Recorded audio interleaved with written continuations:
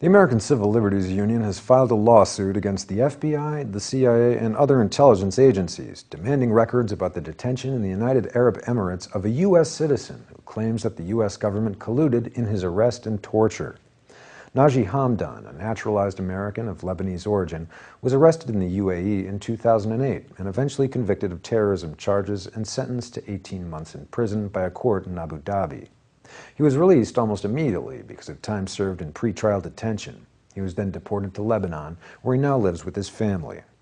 Hamdan, who previously owned an auto parts store in Los Angeles, California, and managed an Islamic center, says that he confessed under torture at a secret prison in the UAE and that the U.S. government orchestrated his arrest and interrogation. In one interrogation session, he says he heard a voice that sounded American, warning him to, quote, "do what they want or these people will expletive you up." The ACLU says the suit was filed after various federal agencies failed to release any information about Hamdan under a Freedom of Information Act request filed in January. As far back as 1999, Hamdan had been questioned frequently by the FBI in the United States. He was never charged with any crime.